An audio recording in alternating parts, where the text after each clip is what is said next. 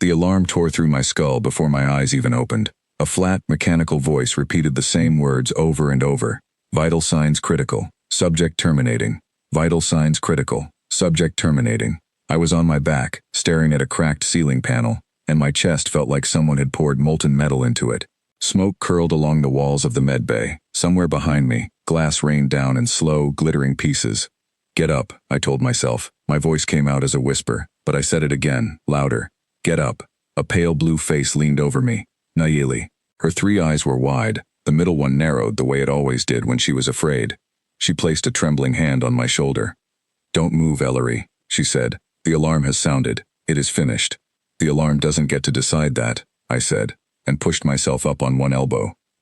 Nayeli flinched like I had struck her. On her homeworld, the death alarm was not just a warning. It was a verdict.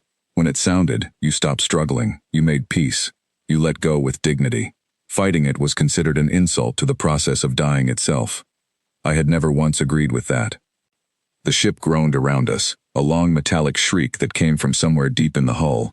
We were the Calder's Hope, a joint exploration vessel crewed by 3 species, drifting through a debris field after our reactor took a hit from an unmapped asteroid cluster nobody saw coming. Half the crew was already dead, the other half was bracing to join them. I was the only human on board. Ellery, please, Nayeli said.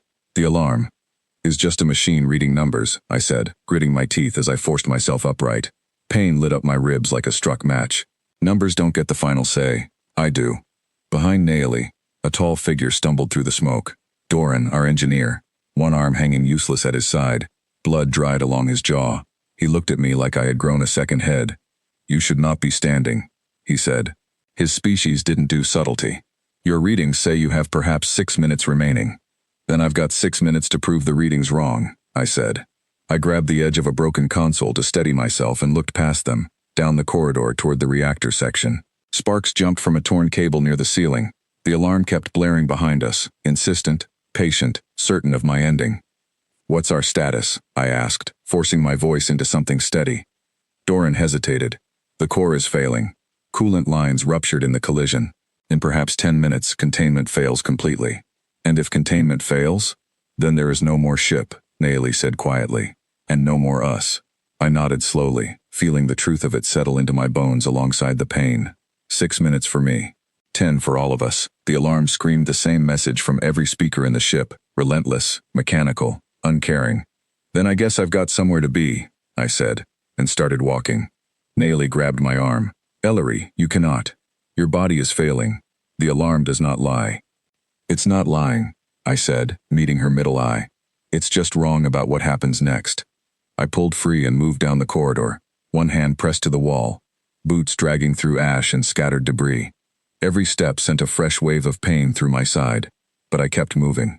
Behind me, I heard Nayeli and Doran following, their footsteps hesitant, like they expected me to collapse at any moment. Maybe I would, but not yet. The reactor room was worse than I imagined. Half the ceiling had come down, and a thick cloud of vapor hissed out from a cracked coolant line. The core itself pulsed with a sickly orange light, faster than it should have, like a heartbeat racing toward something final. A voice crackled over the comm, thin and distant. Captain Ashworth, still alive somewhere on the bridge, though I could hear the strain in every word. Ellery, if you can hear this, get clear of the reactor section. That's an order. Negative, I said, my voice steadier now that I had something to do. I can still stop this. Your readings are failing, Ashworth said. The system says... I don't care what the system says, I said. I care what I can do in the next 10 minutes. Silence on the comm. Then, quieter. Do what you can. Just don't die doing it. No promises, I muttered, and moved toward the coolant controls. Doran arrived beside me, cradling his injured arm against his chest. Tell me what you need. I need that secondary line rerouted before the pressure builds past the failure point, I said, pointing to a tangled mess of cables near the base of the core. Can you reach it? With one arm, perhaps, he said. It will be slow. Then I'll be fast, I said. I dropped to my knees beside the panel, ignoring the way my vision swam at the edges. My hands found the wiring by memory more than sight, tracing paths I had studied 100 times in training but never actually needed until now. Sparks bit at my fingers. I kept working. Nayeli knelt across from me, her 3 eyes darting between my hands and my face. Your vitals are dropping. she said, reading something from a handheld scanner clipped to her belt. Ellery, I do not say this to frighten you. I say this because I care what happens to you. I know, I said, not looking up. That's exactly why I'm not stopping. The alarm continued behind us, filling every pause with its steady, mechanical certainty. Vital signs critical. Subject terminating. I let the words wash past me like static. They weren't wrong about the danger. They just didn't understand that danger and defeat were two very different things. Got it, I said, snapping the last connector into place. Doran, now. He reached across with his good arm, hissing through his teeth as he forced the secondary line into position. For a moment, nothing happened. Then a low hum rippled through the floor, and the frantic orange light of the core dimmed just slightly, steadying into something less frantic. Pressure dropping, Naomi said, disbelief coloring her voice. Ellery, it is working. Good, I said, and immediately felt my strength give out beneath me. I slumped back against the wall, breath coming in short, ragged pulls. You are not finished, Doran said, an odd note of alarm in his usually flat voice. There is still the primary containment field. It requires manual reinforcement, or it will fail regardless of what we have just done. Of course it did. Nothing was ever that simple. Where? I asked, forcing myself back to my feet, ignoring the way the room tilted around me. There, Naomi said, pointing toward a control column on the far side of the reactor, half buried under fallen debris. The manual override requires physical contact. Someone must hold the field steady while the automated systems recalibrate. How long? 3 minutes, she said, perhaps less. 3 minutes standing beside an unstable reactor core while my own body was already trying to shut down. The alarm chose that exact moment to grow louder, as if sensing my hesitation, as if daring me to prove it right. I looked at Naomi, then at Doran, then at the flickering light of the reactor casting long shadows across the room. I've got this, I said. Ellery. 3 minutes, I said. I can do 3 minutes. I stumbled across the room, climbing over broken plating, until I reached the control column. My hands found the manual release, and the moment I made contact, a jolt ran up through my arms, sharp and electric. I gritted my teeth and held on. Field stabilizing, Naomi called out, reading from her scanner. Ellery, your vitals. Don't tell me, I said through clenched teeth. Just tell me when it's done. The seconds crawled by. My arms shook from the effort of holding the override steady, sweat mixing with blood along my temple. The alarm's voice seemed to fill the entire room now, wrapping around me like a fog. Vital signs critical. Subject terminating. Not today, I whispered. I thought of every reason to let go. My body was screaming at me to stop, to slide down against the wall and let the countdown finish what the collision had started. It would have been easy. It would have been, in some strange way, peaceful. But I thought of Naomi's 3 eyes, wide with fear not for herself but for me. I thought of Doran, standing with one working arm, refusing to leave my side. I thought of Ashworth's voice on the comm, still holding out hope even as the ship groaned like it was breathing its last breath. I held on. 2 minutes, Naomi called. The reactor pulsed beneath my palms, a strange, dangerous rhythm that matched the pounding of my own heart. I focused on that rhythm, matching my breathing to it, refusing to let either of us slip away.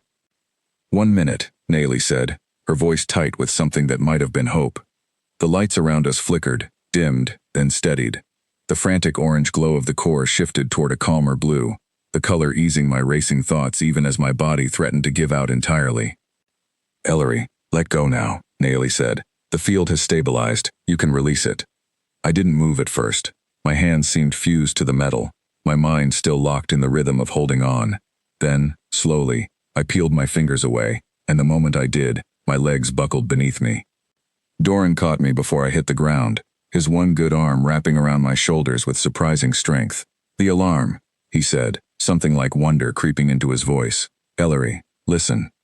I forced my eyes open, focusing on the sound. The mechanical voice that had haunted every second since I woke had gone silent. In its place was something almost unbearably quiet, broken only by the low, steady hum of a stabilized reactor, and the sound of my own ragged breathing. It stopped, Naomi said, kneeling beside me, her middle eye wide with something between disbelief and awe.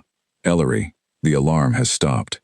Told you, I managed, though the words came out barely above a whisper. It doesn't get the final say. Doran looked at me for a long moment, his expression unreadable in the way only his species could manage, somewhere between confusion and something close to respect. On my homeworld, he said slowly. When the alarm sounds, we accept it. We do not fight what cannot be changed. Good thing I'm not from your homeworld, I said. And even through the pain, I managed something close to a smile. Nayeli helped me sit up against the wall, careful of my injured side. Her 3 eyes studied my face like she was seeing me for the first time. You should not have survived that, she said quietly. Every reading said you would not. Readings measure what's likely, I said, not what's possible. The comm crackled again, Ashworth's voice flooding with relief. Ellery, report. Please tell me that hum I'm hearing means what I think it means. Reactor's stable, Captain, I said, leaning my head back against the wall, letting exhaustion finally catch up with me now that the danger had passed. Containment held. We're not dying today. A long pause, then a short, disbelieving laugh over the comm. Copy that. Get to medbay the second you can stand. Working on the standing part, I said. Nayeli sat beside me, her shoulder brushing mine, and for a while neither of us spoke. The ship still groaned occasionally, settling into its wounds, but the frantic energy of crisis had faded into something calmer, almost peaceful. I do not understand humans, she said eventually, though there was no frustration in it, only a kind of tired wonder. The alarm told you to stop. Your own body told you to stop, and still you did not. Alarms are just warnings, I said. They tell you something is wrong. They don't get to decide what you do about it. She was quiet for a moment, considering that. On my world, we say that accepting the end with dignity is the highest form of courage. Maybe, I said. But where I'm from, we say the fight isn't over until you stop breathing. And I'm still breathing. Doran, still standing nearby, made a low sound that might have been a laugh, unfamiliar and rusty on him. I believe, he said, that I will be telling this story for the rest of my life. Just get the details right, I said, closing my eyes, as the adrenaline finally began to drain from my body, leaving only a deep, satisfied exhaustion in its place. Make sure people know the alarm sounded, and I stayed standing anyway. Nayeli reached over and, in a gesture I had come to recognize as her form of comfort, gently squeezed my hand. I will remember, she said. All of us will. Outside, through the cracked viewport, the debris field drifted past in silence, indifferent to everything that had almost happened inside these walls. But we were still here, still breathing, still moving forward, one stubborn heartbeat at a time. The alarm had sounded its verdict, certain and absolute. I had simply refused to accept it.